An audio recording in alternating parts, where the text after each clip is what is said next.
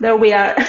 Sorry about Oh, that. Danny, at last. Can you hear me? Menos mal, menos mal. How are Well, as you? well. Hello.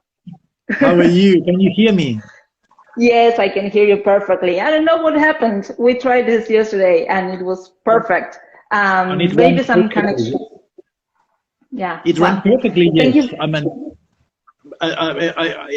I didn't receive an invitation today. I didn't know. I don't know what happened. I don't know. Anyway. Me But I could neither, see but you. hopefully, I could see you from the yeah, very yeah. beginning and listen to you. But anyway, we're here.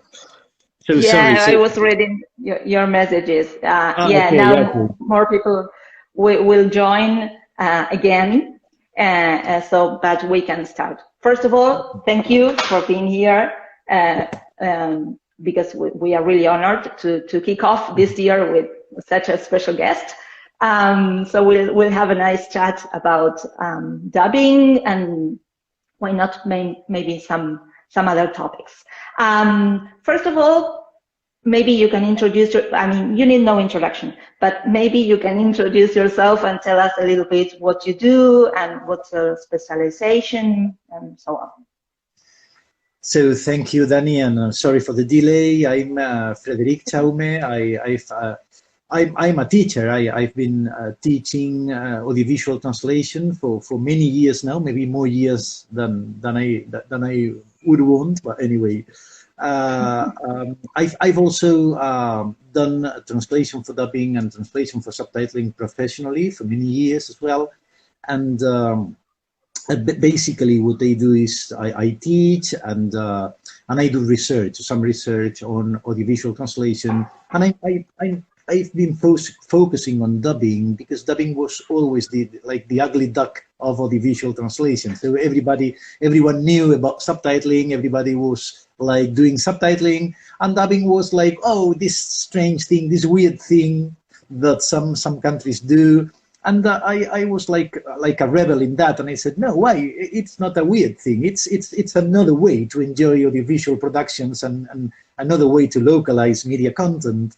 And I've been more focused on dubbing rather than on other audiovisual translation modes. So this is it. Wow, yeah, I teach that's in great. Spain. Basically, my university is Universitat Jaume I, that is located in between Barcelona and Valencia in Spain. So that's it. Yeah. Yeah, I think people who say that it's because dubbing is much, much more difficult than subtitling, definitely. I find it much more difficult. It's much more challenging in a way, because well, this is something I will ask you later on. But first of all, has the sector changed because of COVID? Have there been any major changes in the way you work in dubbing, or is it the same? It has, definitely it has. But it is not something new. I mean, and it is not all. I mean, it's not only for COVID. Audiovisual translation has always been tied to technology. And when technology changed, audiovisual translation changed as well. So I'm not going into the past, right? But if you just go 20 years ago, with digitalization, everything changed as well. And we started to use software to do subtitling, for example, and other things. Right now, technology is changing as well. We are now moving into the cloud little by little, and the process has really been speeding up because of the pandemic. So what I think is that on the one hand, machine translation was there already, the cloud was there already. We were starting to work in the cloud, to work with machine translation, with computer-assisted tools, and so on and so forth. But the pandemic has definitely speeded up this process, and maybe a process that could have taken, like, I don't know, but say 10 years, 5 years, or whatever, has taken place in 1 year or 2 years because of the pandemic. I would say that the three main changes we are living, and also because of the pandemic, but not only because of the pandemic. Without the pandemic, we would be living the same changes. Is on the one hand, the new users' habits. So watching streaming platforms instead of watching traditional TV sets. So the way we watch TV, the way we watch series, films, which has nothing to do with the way we did in the past. So on the one hand, that has boomed the sector as well, the sector of media localization, because now the platforms need constantly new material, localized, dubbed, subtitle for the deaf, audio described for the blind or partially sighted. And also we've got like other things going in parallel, like video game localization or transcreation as well. So we've got like many things going together at the same time. So users' habits on the one hand, on the other hand, the cloud. I mean, we are sort of little by little moving into the cloud. So now we have all the clips on the cloud, the scripts are on the cloud, we can work on the cloud as well, and we can work remotely from home, and that is not only because of the pandemic, we did it before, we could do it before, but especially now with the pandemic, of course, it's been like the boom of remote working, you know, of remote, remote working from our places, our houses, or whatever. So second is this, the cloud. And the third would be machine translation. Maybe 20 years ago or 10 years ago, some people were against of computer-assisted tools, right? Because they said, no, computer-assisted tools are like, they are substituting the translators and they're a threat for the translator. That was 20 years ago, maybe 15 years ago. And now we see machine translation also as a threat. And it can be a threat for us, but not because they will substitute us. I don't think that the machine translation will substitute us, at least until all of us are retired.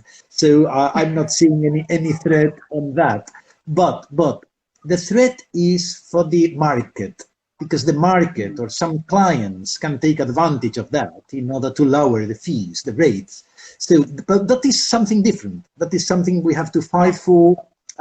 So what I mean with this is that I shouldn't be against machine translation if we make a good use of machine translation, like any other technology, like Instagram, for example, right now. I mean, it depends on the use we do of technology, not on the good or the bad itself of those devices or those platforms or whatever. So I would say yes, user habits, the cloud and working remotely, and the impact of machine translation. Yeah. To summarize. Yes, I agree with you. Yes, I agree with you, because I mean, all technology helps us. The problem is that some companies or take advantage of this new technology and want to reduce rates. I mean, this is nothing new. Especially those of us who work for vendors as they go, or LSPs, or so yeah, I know that's the point. It's not being against machine translation that can be useful for us in a way. Sometimes it depends. It depends if you have to translate like hello or yes it is, thank you, yes, you press a button and you have your translation there. Then there are more complex phrases and things that you have to think over and over and try to get it. But I think it's useful. I'm not totally against machine translation, but I'm kind of reluctant still. I mean, maybe in the future I will say, okay, I will come to terms with this, but nowadays, but anyway, it depends on the quality of the how you say, the engine you're using, and the artificial intelligence and everything. Okay, well, that's great. So the outcomes are still very poor. The outcomes are still, I mean, the results are still very poor. And of course, it needs a human. It needs somebody human behind to edit it. The problem is not the machine translation itself. It's the use that some clients want to do of machine translation. But then we've got this, I mean, like ATA, like the associations we have in Europe and in other countries, in Latin America, and we have to fight for that. We must fight for that. must say, okay, I'm doing something else, something different. I will maybe take advantage of the, because my students in class, they use machine translation for a dubbing script. Oh my God. And then after that, they edit it. And maybe it's faster for them, maybe it's easier, maybe it's whatever. So we can't, I mean, we can't forbid mobile phones. We can't ban Instagram. We can't ban machine translation. It's there. It's there, and it's sometimes it's good. So it is the use we make of it, rather than the technology itself. Well, that's a great point of view. That's a great approach. You're right about that. Yeah, definitely. We cannot fight progress in a way. It's true. Do you know, sorry, if there are any studies or research about the impact of COVID or the pandemic in the dubbing sector yet?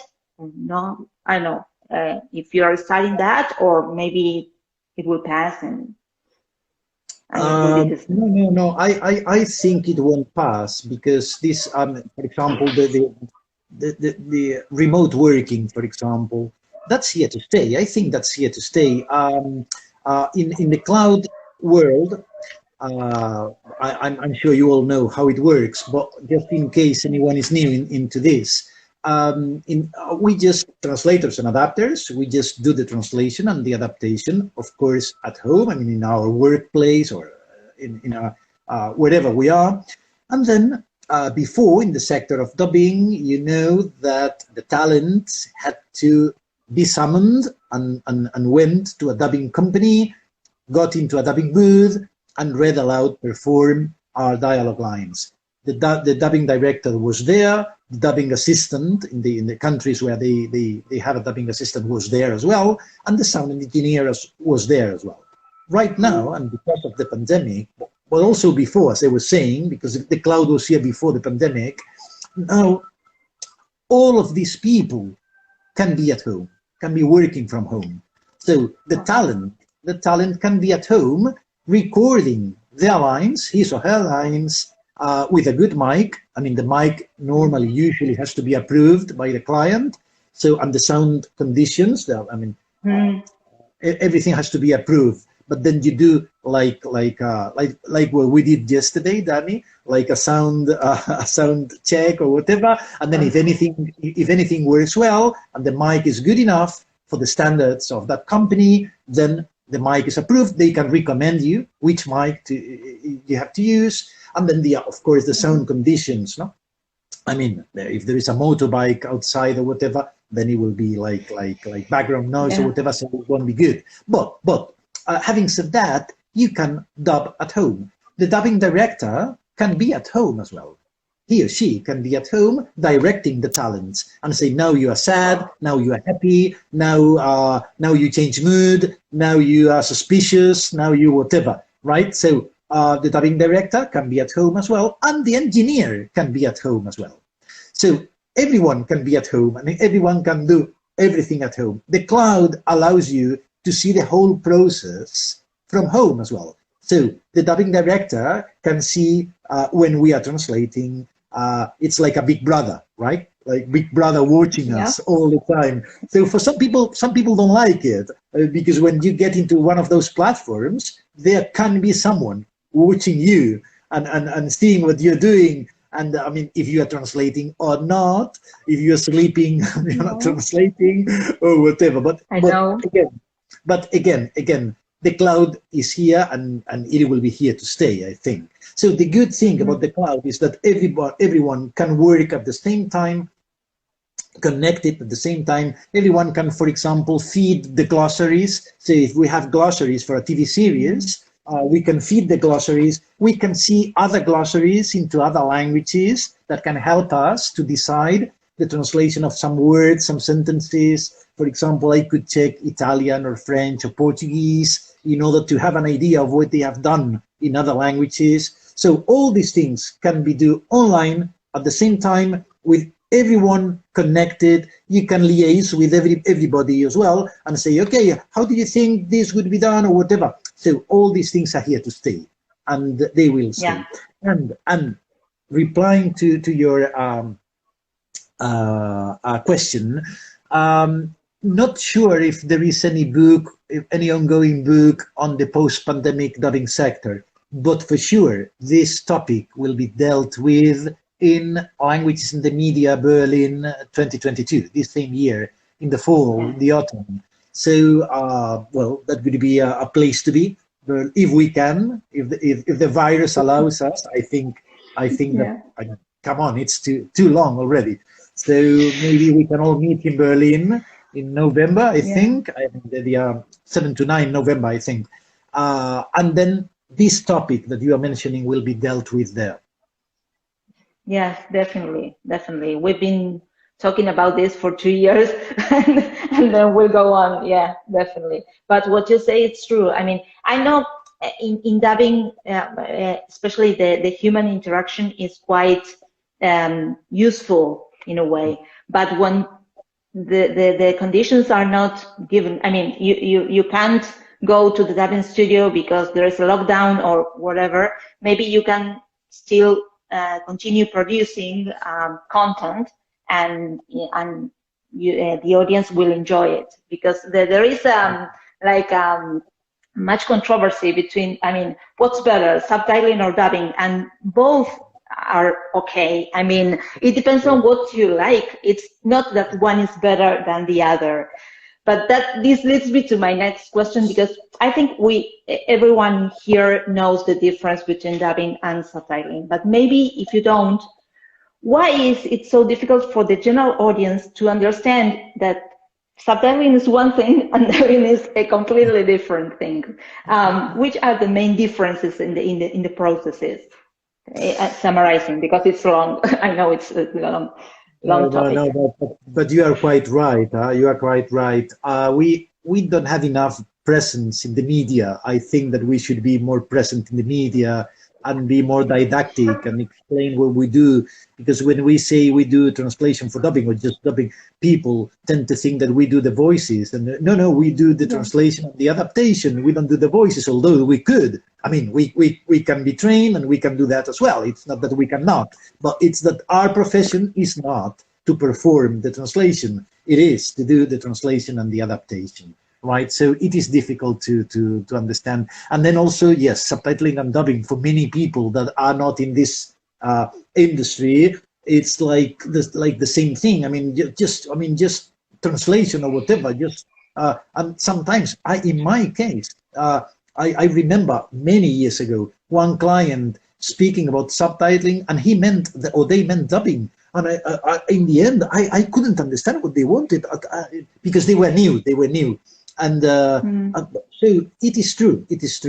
The main differences, I mean, I fully agree with you. We can't keep feeling bad because we do translation for dubbing, because for many years it was like that. It was like, oh, you do translation for dubbing, that's terrible. Subtitles are much better. Subtitles are the cool thing. Dubbing is the horrible thing.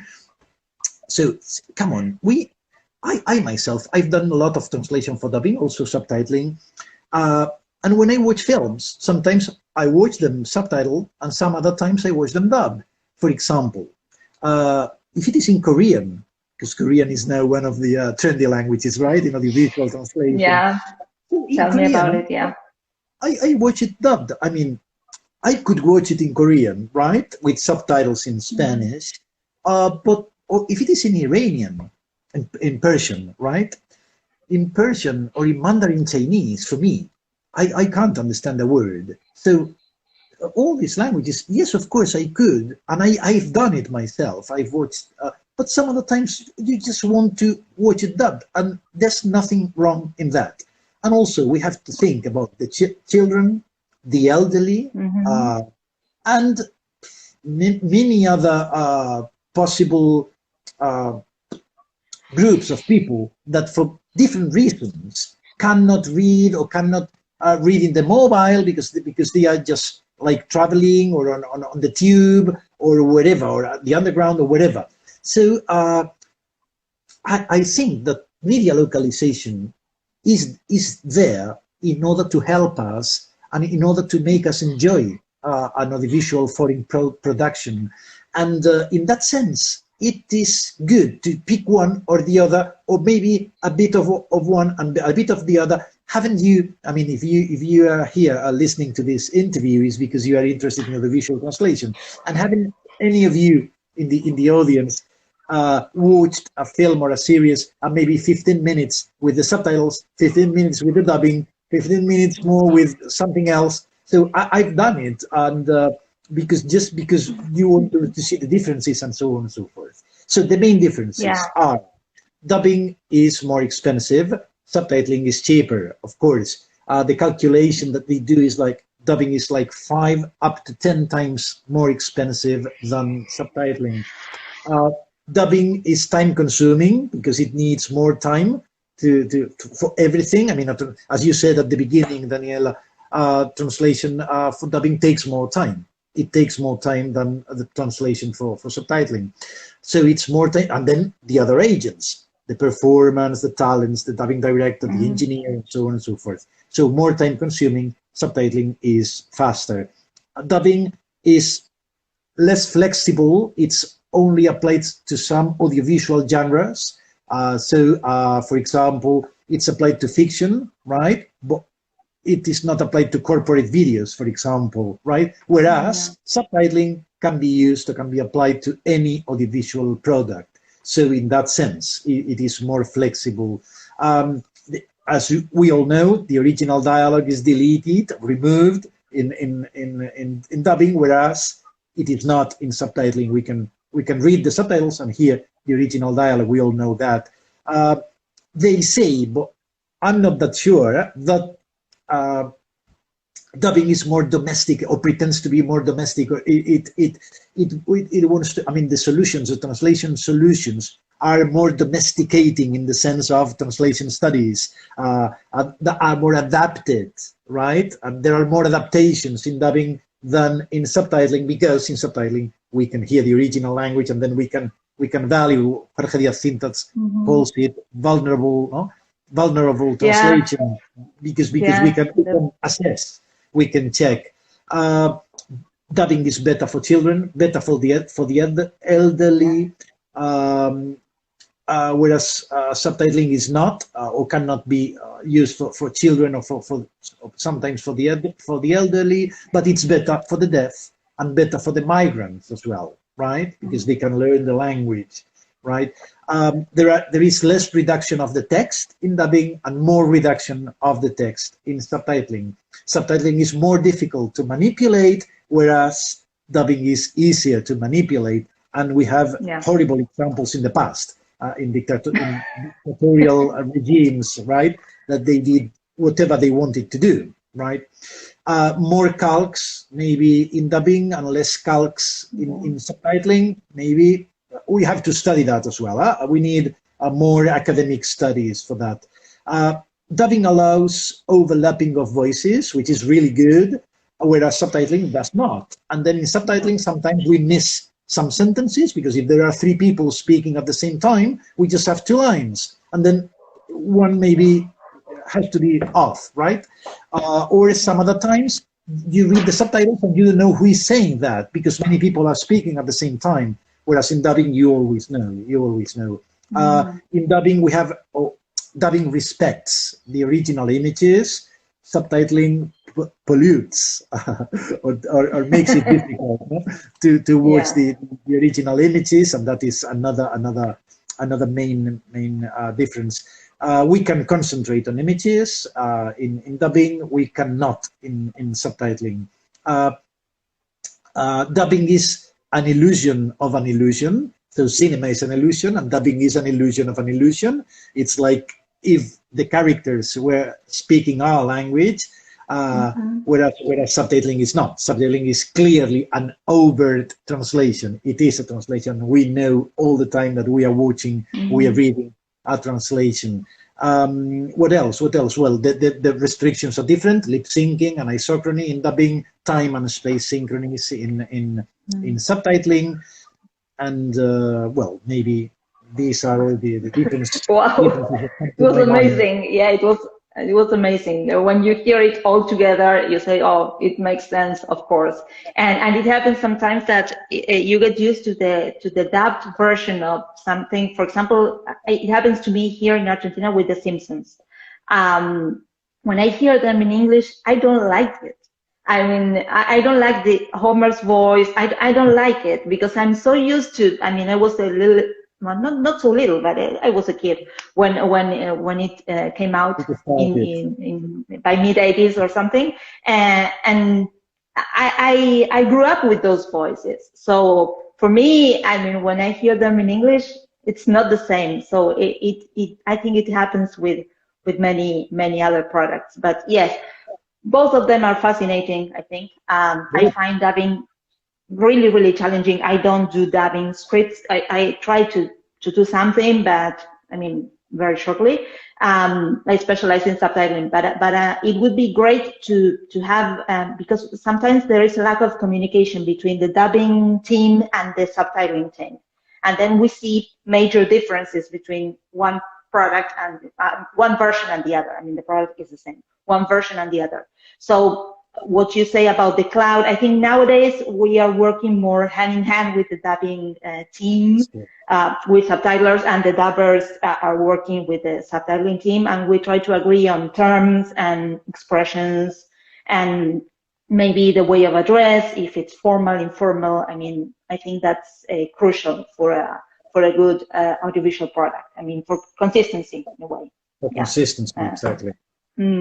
Yeah, and you mentioned something in your papers that I find really, I mean, it's fascinating the way you portray this, which is a prefabricated orality in audiovisual texts. I think it's a really good way of, because we do it instinctively, but we don't give it much of a thought. I mean, we do it and we have to work, we have to meet the deadline, and that's all. But then when you think it, you say, okay, this is true. So can you tell us, for those who haven't read this or don't know, what is this prefabricated orality in texts? Well, it is a way to say that really when we listen to a dubbed production, and also when we listen to an original production, it's the same. Those dialogues want to sound natural and spontaneous, but they are not, because they are not oral discourse, they are written texts. So a translation, same as an original script, is written before. And then we have to write it in a way that once it is performed, it seems to be oral discourse, spontaneous discourse. So it's a false oral discourse. In other traditions, for example, the French call it oralité simulée, or in English as well, we've got like feigned orality, like feigned or constructed orality as well. So what it means is that although when we watch a dubbed film and the characters, on-screen characters are speaking, it is, in principle, it could be an oral, kind of an oral discourse, but it is not. It is not. It is a written discourse that wants to mirror, to seem, or to mirror, yes, oral discourses. That is prefabricated orality, and it allows us to understand why the language of dubbing is a bit weird, right? And in some places weirder than in other places. For example, in Latin America, you've got this español neutro, right? Oh my God, yeah. That is something that doesn't exist. Nobody speaks español neutro, but nobody speaks the language of dubbing in Spain either, or in Italy. But español neutro is really a big construct, right? Because it avoids particularities, it avoids traits from Mexico or Argentina or whatever, so that everybody or everyone can understand it. So this prefabricated orality is common in many genres, in original script, in original productions as well. So a film in English or a film in Spanish or in Argentinian, Spanish, it is also a prefabricated orality. In the case of dubbing, we call it, the language of dubbing, we call it the bees, which is a type of prefabricated orality. So prefabricated orality would be the general term, the hypernym, right? And the bees would be the prefabricated orality of dubbed productions. And it, in my view, it has like 4 characteristics or 4 pillars. One of them would be the fact that it is a translation. So it's a kind of translationese, which is another term, no, in translation studies. So the language of translation, and we can sort of smell that it is a translation in a way. We can notice it. We can, I mean, even if the translation is really good, but we still can notice that there are some things. For example, the use of pronouns, right? In Spanish, in Italian, in French, in Portuguese, we can use the personal pronouns, or we can just remove them and delete them. And I can say in Spanish, yo quiero agua, and I also can say quiero agua. What happens in audiovisual productions? What happens in dub productions is that we have more personal pronouns than in oral natural speech, in real speech, right? Because in real speech, we just delete them. We don't need it then, right? We say, quiero agua, full stop. I want water. Well, I want a sip of water. I want water. But in English, they need the I. They need to say I. It can be dropped as well in some circumstances, but not in a script. Not in a script, right? So so that would be like a clue that this is a translation, right? The overuse of personal pronouns, which are correct in Spanish or in Italian or in French, but are not as used or so used as in spontaneous real speech. So that could be translations, translationese, and also calques, sometimes when we find calques, real calques, right? So that would be pillar number 1. Pillar number 2 would be the weight of history of dubbing, the burden that we carry in the dubbing countries, because some sentences and phrases and words have always been translated in a certain way. So it sort of pervades, it's there. And when we resort to finding a translation solution, it's in our minds that, for example, we have always said this, like, I don't know what, Cielo Santo, which is no longer used. But Cielo Santo was like a typical thing that it was said because in the 50s and the 60s and the 70s, it was a translation for, let's say, oh my God, or whatever, right? The third pillar would be synchronies. Synchronies affect oral discourse because we are tied. It's like a straight jacket, and we have to sort of obey the synchronies, the labials, and the length of the sentences. So sometimes we just drop oral markers like well, or I know, or I see in our languages, simply because we don't have space for them. So we just have to get rid of them, and then it affects naturalness. It affects the quality of oral discourses, right? And then finally, of course, the adequacy or acceptability of target language norms. So also Spanish grammar, Italian grammar, French grammar, Portuguese grammar, and the way we conform spontaneous speech in our languages is also another restriction, because we have to sort of mold the translation into the norms, the grammar rules of our language. So that I would say that this is the main things about prefabricated orality. Yeah, it's challenging. I know that. In the case of subtitling, you delete the pronouns because you need characters and you need space. And so you remove them every time you can, unless you want to stress something. But I noted this, that in dubbing, especially in Latin American dubbing, they use pronouns a lot. Yeah. Exactly. Yeah, and we have like some phrases, like you say, cielos or cielo santo. We don't talk like that. Or the famous sounds good in Spanish, suena bien. Nobody says here, at least here in Argentina, but I think in other Latin American countries, nobody says suena bien. It's for those who don't speak Spanish, it's a literal translation of sounds good. I mean, it's just I mean, word by word translation. But anyway, I mean, it comes with the territory. But I think that the quality of dubbing and subtitling is much, much better these days, because there is more formal training, and I think we are. I mean, there are trained professionals who do this, who work on this sector or branch of translation or field of translation. So I think it will improve with the years, and with this synergy and the cloud, and I mean, now you have information everywhere, so it's easier to create better quality products. And speaking about that, you mentioned Korean, and I wanted to ask you what you think about this new trend. I mean, it's not so new, but this using English as a pivot language, because we do it a lot. So how does it affect the quality of dubbing scripts, do you think? Or in dubbing, as you say, if you remove the audio, maybe it gives the illusion that what they are saying is correct, or I don't know. How do you think it affects dubbing?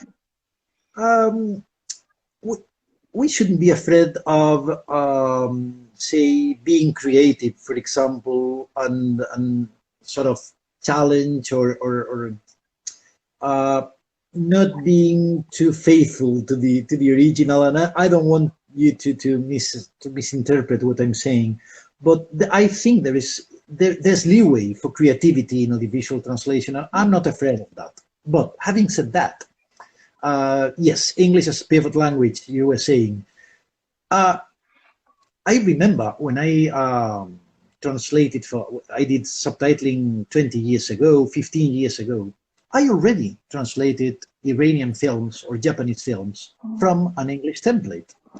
So now it is true that some people are like, oh no, we cannot translate from English because it's from another language or whatever.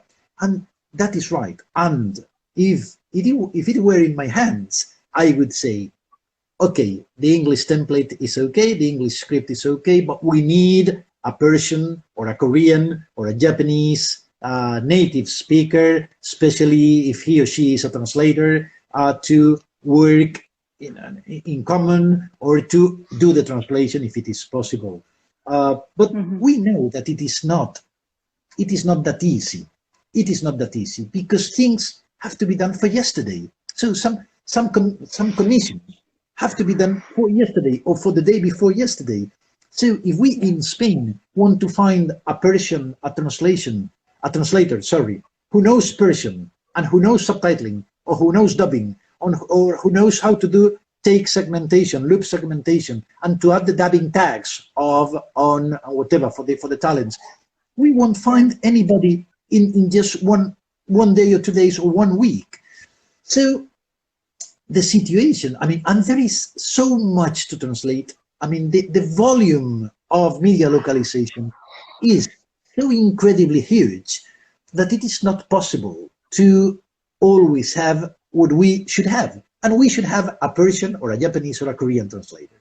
Having said that, even if we don't have that, it would be good to have at least a speaker of Japanese, a speaker of Persian, a speaker of Korean in the team, if we can. But if we cannot, then we just have the English. We have the English, and I myself, I have translated Persian films, Japanese films from English, not from Japanese or Persian. I couldn't, I can't speak, and I couldn't when I did that. And I was reluctant at first. I remember telling my client, look, but I'm not proficient in Japanese. Maybe they say something really important. Maybe there is a calc in English. Maybe there is a false friend. Maybe there is a mistake, a big mistake, and we will repeat it in our translation.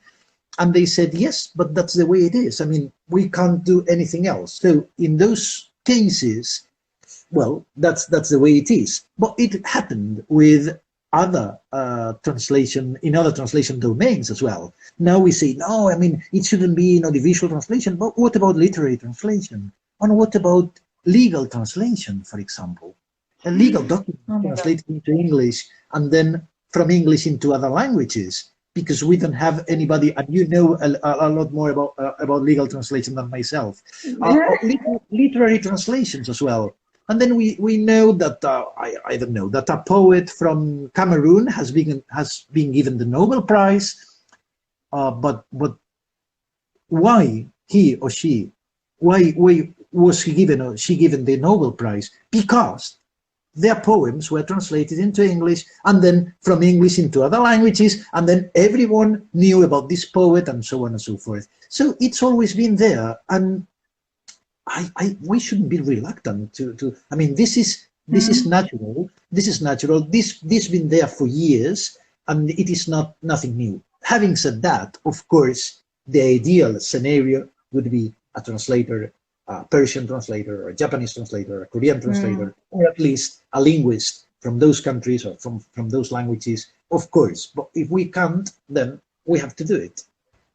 Yeah, yes, I know what you mean. I've been working, I think my last projects were in Japanese, of course with a template. Now I'm working in one spoken in Flemish and Arabic. Flemish, I mean, oh my God. Belgian, I don't know what else, and some French. And the ones before that I think it was Korean or something. So we are seeing this more and more nowadays because there is much more diversity in content, which is great. And I know there are studies on the English templates and how they have to be created, and of course the better the templates, the better the translation will be, of course. And it requires much more research from us, from translators, because you're not just researching, okay, how do I say this? I mean, what does this mean? And you search the word. You have to look into the culture and to see, okay, why are they asking? For example, in Japanese, I came to this conclusion that whenever they enter a room, they apologize. They say sorry.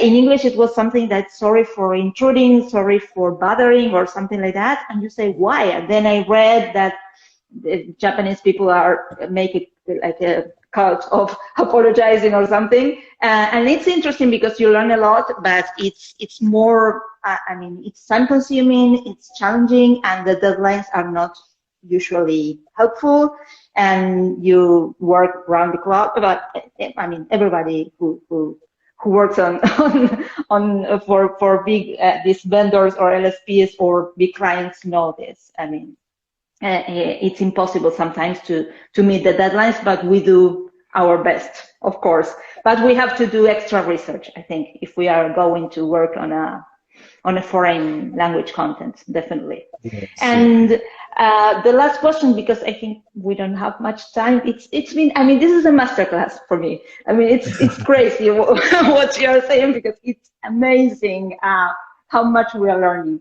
But I think that in the past, when you worked on dubbing scripts, you used Word or maybe Excel, I don't know, but just that. You had a video and you translated on a Word page, and that was all. Has it changed nowadays? Are there any platforms, or as in subtitling? For example, subtitling has moved to the cloud mostly. Mm-hmm. So what happens with dubbing? How's the process in general? I think that right now there is like a cohabitation, a co-living of up to three different like formats or layouts to submit our translation to the client. Of course, we always have the just the translations, the dialogues, full stop, when the client wants just a rough translation. So you just type the name of the character and then the dialogue, full stop, and then we send it, of course. Mm-hmm. But if we have to do the adaptation, the translation and the adaptation, the dialogue writing, then there are like three ways or three layouts of formats co-living at the same time. The traditional one, that is when we did the translation and the take segmentation in the countries where we do take segmentation. In other countries, it is someone else who does the take segmentation.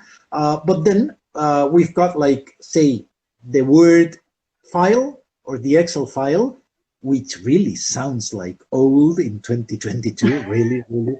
But it's still there. It's still there. It's still there. And we still have to submit Word files or Excel files, right, with the translation. And if we do the adaptation, we do the segmentation, take the loop segmentation, then with time codes, with the number of the loops, with the dubbing tags like off, on, pause, whatever we need, right, for the actors to do the performance. So I would say Word or Excel file, number one. Number two would be yes, that same thing, but with a different format. So in Latin America, for example, and the United States, we still have an Excel file or a Word file with columns. So in one column, I don't know when you have done that, Daniela, you've seen those layouts. So it's like an Excel file or a Word file with a table. And then you've got, like, in column number one, you've got the loop number. In column number two, you've got the time code in of each utterance, of each event, as they now call it in the cloud. In column number three, you've got the name of the character. Then in some companies, they want the English dialogues in order to compare them. And then finally, in the final column, you've got the translation with or without dubbing tags according to what your client requires. And then finally, now we've got the software. And I think we are moving there. We are. I mean, maybe if we do an interview next year, or in a couple of years, 3 years, Danny, we will see, well, in the past, we used to produce Word files or Excel files with the translation. I myself have done it with subtitling many, many years ago, in the 90s. So it was there, it was like that. I mean, a Word file, the time code in, the subtitle, and then another time code, and then the subtitle, and so on and so forth. And then we moved to software in the 20 years ago, or 15 years ago, 20 years ago, I would say. Now we are living this in dubbing. And now, I don't know, but for example, Netflix is developing, and it's already working, this Netflix Studio platform. Su Digital has got the ZooDubs platform. Una has got the platform on subtitling, and they are working on the platform of dubbing. VoiceQ as well has got another one. So my guess is, or my hypothesis is that it will happen the same as happened in subtitling, and that we will all move into the software, and then we will just follow the instructions of the software. So if they want us to do the loops, we will do the loops in the software. Maybe they do them themselves, or maybe, I don't know, the time codes, it's like in subtitling, right? You just hit when the character starts speaking, and then automatically we've got the time code. Whereas right now, we still have to take it down manually in our files, in our Excel files, or in our Word files. So I think we've got all this at the same time, and I think that maybe in some years' time we will have just the software, and that's all. Yeah, that's why I say dubbing is so difficult, because you have to time, and you have to follow, especially what you say about the cues. I find them so challenging because you don't know what to write. I mean, it's not so difficult, but for me, it's like you say, okay, is the person doubting? Is the person sighing? You don't know. It's crazy. Yes, yes. All these things have to be taken down, whereas in subtitling you don't. But if someone coughs or breathes or kisses or whatever, it has to be taken down. In time codes, yes, of course, they are. It is more difficult to do it manually, but luckily for us, we never take frames down. It's just minutes and seconds. Otherwise, we wouldn't be able to take frames down. No, yes, I understand, and that's and maybe then the director may adjust. I mean, because you have the lip movement, so you try to. It's not like subtitling. You time it, but it's not so precise in a way. Yeah, but anyway, this is really interesting because they can move the soundtracks. They can elongate some phonemes. They can also. I mean, if I say, for example, table, they can stretch it, and then they can say like table, and then it's longer, and then it fits better. So with Pro Tools and with all, I mean, the software you know. Yeah, it's amazing. It's amazing. It's there's so much creativity from all parties involved, not just from the translator. The translation is just the first step, and then there is like a whole world of creating this content, and it's wonderful. It's wonderful.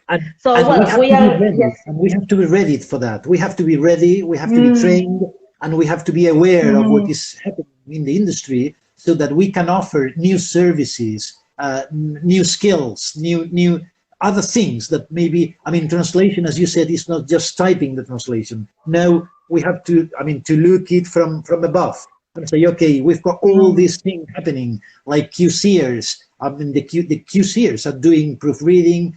It's another possibility. Project managers and so on and so forth. I'm sorry. I will shut up now. Yeah, no, it's okay. It's okay. Yes, that's wonderful. That's why it's wonderful to talk to you and people who are, not only in the academic sector, but also in the industry, because you know the new challenges and how we have to be trained. Even if you've been doing this for many years, like for example myself, you are constantly training and learning new things, because I mean things change quite rapidly. I mean, it's crazy. 5 years ago, we didn't know what the cloud was, or how was it to create subtitles on the cloud, and maybe we were just trying it, but companies were slowly shifting to the cloud. Nowadays, I mean, there's no other way in which you can create subtitles. I mean, you do it on the cloud, unless you are working for one of your clients, small client, or maybe doing a corporate video or something. But if you work for the industry, you work on the cloud, definitely. So it's great. So as I said before, this is a masterclass for me. it's incredible how much we learned. So thank you again for being here. We are really glad that we could make it, because at first it was like I was panicking a little bit, but we managed to do this. So thank you for your time. Thank you for being here. I hope you have a great start of this year, and I hope to see you soon sometime. Okay, Happy New Year to everybody, and thanks for being there, and also for the people who will watch this afterwards. It was a pleasure, and I'm really happy we have been able to do this interview with the ATA, and especially with the new audiovisual division of ATA, of ATA, of ATA, of ATA, as we call it here. So I wish you all the best for the new year, and especially I wish that the audiovisual division of ATA will grow and will be like fighting for our rights and spreading the word of audiovisual translation as well. And I hope that the pandemic allows us to meet someday. Yeah, sure. Thank you, Frederic. See you next time. Bye-bye. See you. Gracias, Daniela. See you. No, gracias a ti. Gracias.